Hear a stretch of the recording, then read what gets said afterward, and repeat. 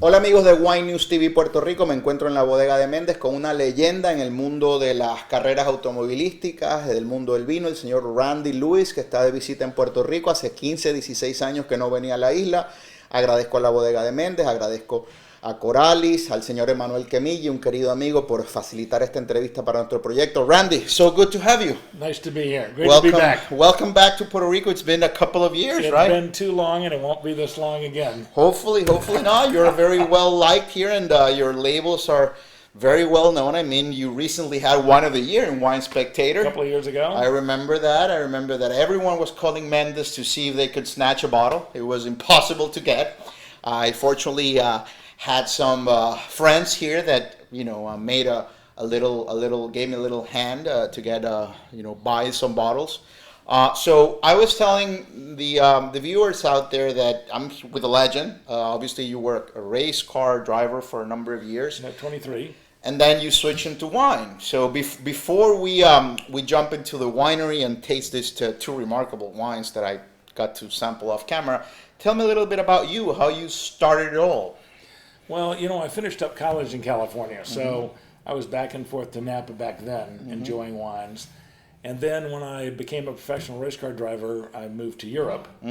And I had lived in Europe before, actually. Okay. So I'd already visited wine regions and stuff when I was traveling around over there and working over there. And I would stop in wine areas between races when I was racing. Didn't drink and drive. Exactly. In between races. As part of the tour, I guess. Exactly. And I lived in my van the first couple of years. So it was just me and my van. And I towed the race car behind it.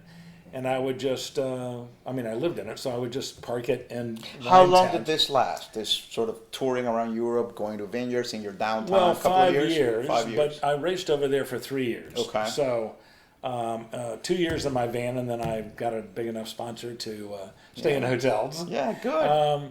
As you were getting better with the racing. Exactly.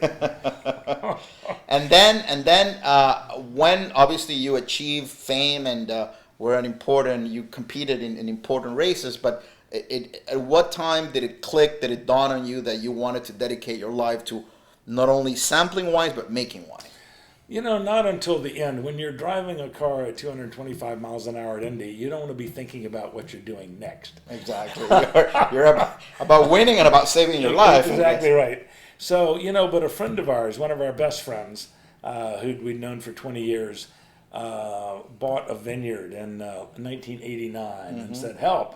I went, Bob, I can't help. I'm racing cars. He said, well, help a little bit. Exactly. And then when you quit racing, we'll make a lot of wine. Yeah. So, we helped him in 89. My wife and I, Debbie, helped him in 89, 90, and 91. And then when I retired after the 91 season, we went, let's make our own wine. And then you purchased property? I didn't make that much money in racing. Okay. Not enough to buy vineyards and wineries and stuff. You would purchase fruit? We did purchase fruit, just from his vineyard in the beginning, because we knew the vineyard. Okay. You knew the quality of the grapes. I never saw the vineyard for 3 years. Okay. So we bought fruit from him.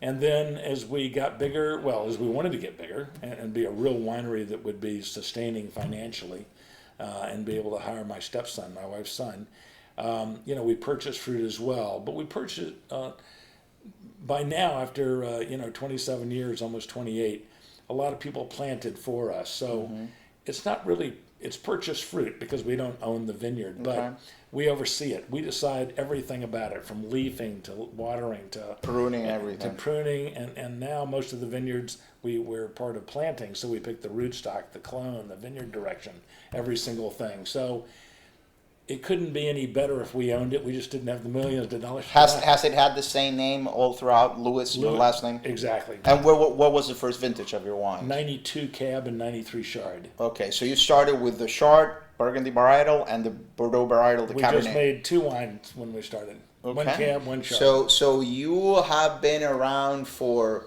a little over 25 years. 27. I'm going on 28. 27 years. That's fantastic. And so you knew right away that you wanted to start with Chard and Cabernet because those were the wines you liked to drink? Those are the ones we were making with our friend. Okay. Because that's what was in the vineyard. And we were part of the winemaking team, part of the vineyard team, even though I was racing. I mean, I went up there and learned.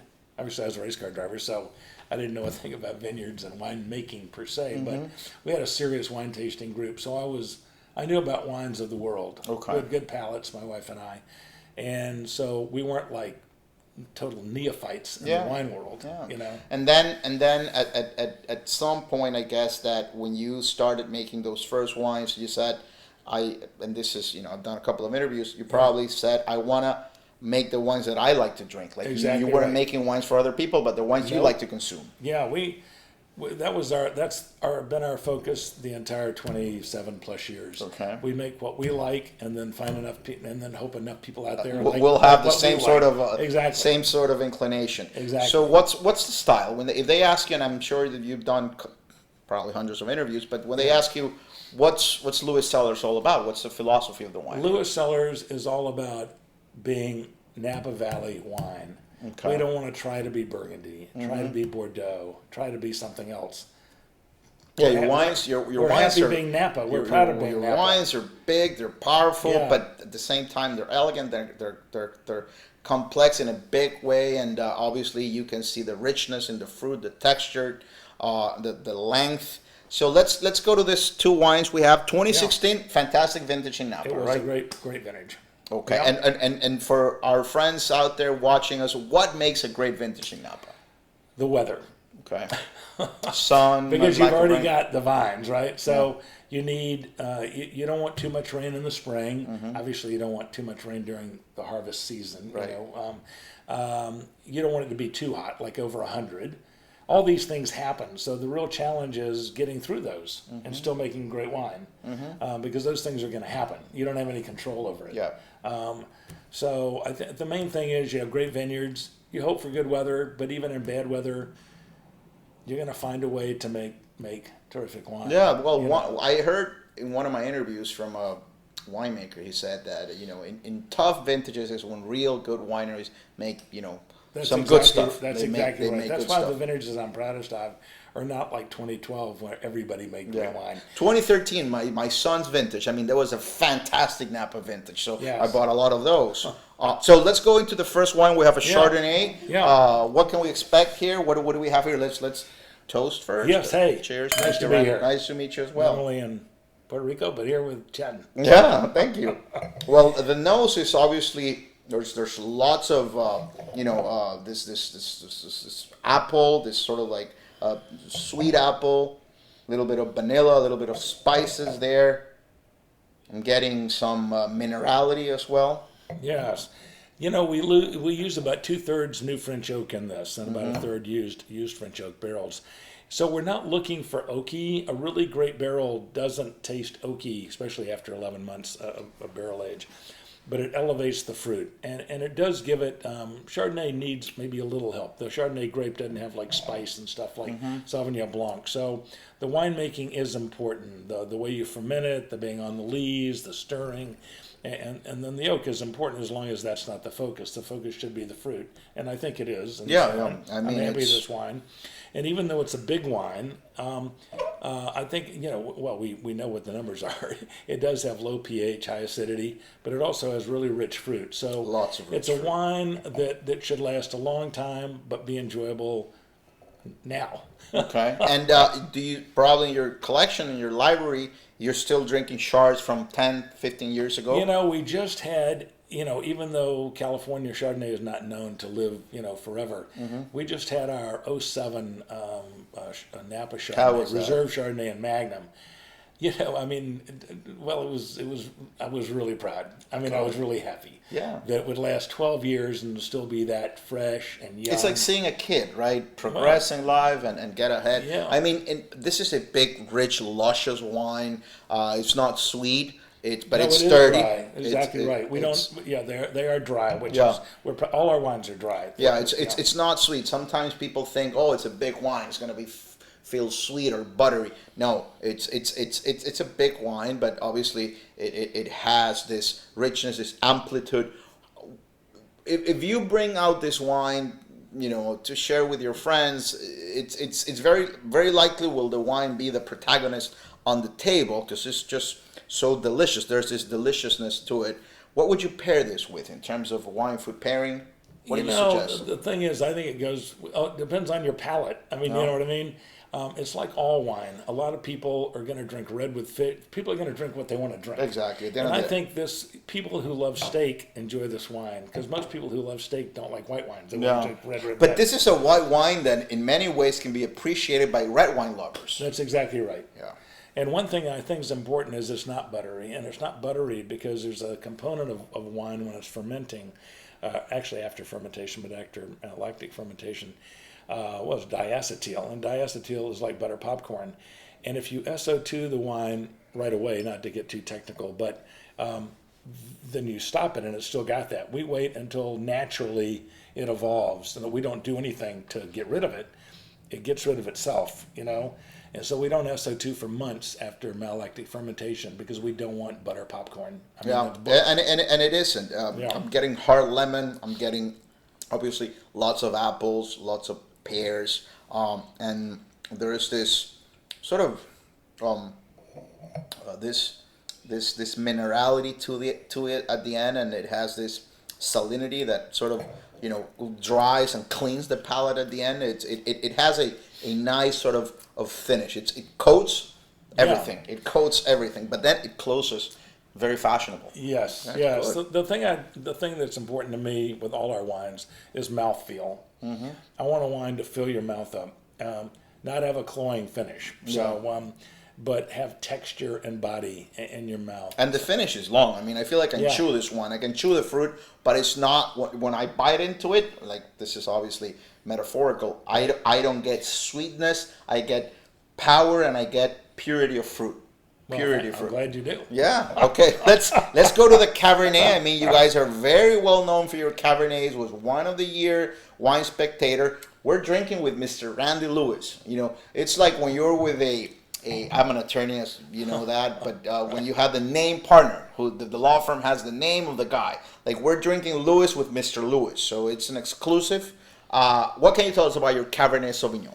It's from all our fruit is from great vineyards, because you're not going to make top-notch wine without top-notch vineyards. Yeah. So the wines truly are made in the vineyard. Mm-hmm. But what we do in the winery obviously is very important, so we carry through what they've given us. This is a beast of a wine, Randy. Yeah. I have the glass here and I'm smelling it from here. This is a monster of a wine. I mean, it's so voluptuous, so rich. I had it off camera. I always have this saying that when wines are big and powerful, but they're elegant, I say that they're Shaquille O'Neal on high heels. Yeah. People laugh at it, but it's power with grace. Yes. I mean, we want tannin, but we want them to be ripe tannins. That's what's so important about when you pick. When you pick, both are important for different reasons. The reds have tannin, the whites don't. So the whites we want to pick when they're balanced, so we don't have to do anything in the winery.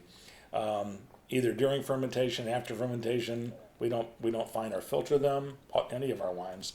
So except for our Sauvignon Blanc, we do filter because it's not through ML. Yeah. Right. But all the other ones are unfined, unfiltered, and so they've got to be right before they get in the barrel. They got to be they got to be right out of the vineyard, and then they got to be correct in the winery. I'm getting cocoa. I'm getting this delicious currant and this delicious sort of graphite. A little bit of a. This is obviously cherries, lots of bitter cherries, and I'm also getting this freshness, this mint, this menthol. There's lots of things happening here. I mean, it's approachable now, but this will last 20 years easily. It will. Our first vineyard was 92, and I'm not saying it hadn't seen better days, but it's still tasting well. Good, yeah. And we just had some older wines, with our holiday party last week. We drank like the 04, the 05. I've had of course, I don't sit around drinking Lewis all the time, to be honest with you. So it's fun to taste the other vineyard, because I'm drinking wines from all over the world. That's what brought me, to making wine was. What do you drink without naming any brands? Because I'm always curious about this. Do you drink Bordeaux? Do you drink Argentine Malbec? Do you drink Spanish Tempranillo? what does Randy Lewis drink when he's not drinking his thing? You know, I go to try to get to Piedmont almost every year in Italy. You know, right. so Yeah, I Barolos, love Barolo and Barbaresco. Barbaresco. I do, and the people are great. The Interesting. food's great. I love white truffles. Yeah, okay. Yeah, there you go. There you go. So I love those. Obviously, I love Bordeaux. That's what kind of got me started. Because Right. when I was racing in Europe, you could buy First Gross for like $25 or something back then. So I don't drink a lot of First Gross anymore because they're not $25. But I still enjoy Bordeaux. I love Burgundy, especially white Burgundy. I drink a lot of white Burgundy because a lot of good ones haven't gotten crazy, you know. Yeah. And I admire what they're doing, even though that's not what we want to copy. But the balance is what we want to copy, you know. Not copy, but I think that's important in all wines, regardless of where they're from. Your Lewis, the Cabernet, not the Reserve, here in Méndez, you can get it for $1, like for $100. And I mean, it can compare and stand right next to a bottle that costs 3-4 times as much. Napa has gotten to the roof. And I mean, as a consumer, I really appreciate the fact that you could have, after you got the wine of the year, you could have doubled your prices. And we didn't, as you know. And you have not. So thank you for that, Mr. Of Lewis. course. It's a pleasure. What would you pair this with? Like, this is the main event, the piece de resistance. Steak. You know, because the reason a wine needs tannin and fruit and body is to hold up to not only lighter food, but serious food. Yeah. It's not so humongous and tannic that it couldn't go with about anything.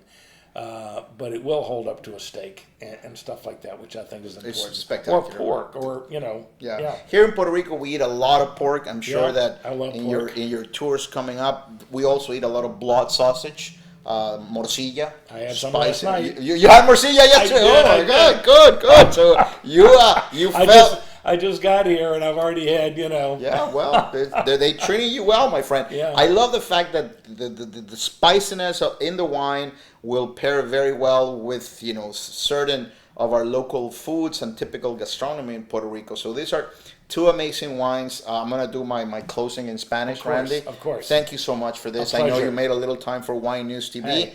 Amigos, ha sido un privilegio probar dos grandes vinos con el señor Randy Lewis, propietario de la bodega. Hizo un pequeño espacio para hablar con Wine News TV, un Chardonnay y un Cabernet Sauvignon potentes, intensos, pero de una deliciosidad, si eso es una palabra que me acabo de inventar, no lo sé, extraordinaria. Los consiguen aquí en la Bodega de Méndez. Quiero agradecer a la bodega, a todo el equipo por el apoyo que le dan a Wine News TV. Será hasta la próxima. Salud. Cheers. Salud. Thank you, Randy. Salud. Thank you so much. Salud. Thank you for this. Salud.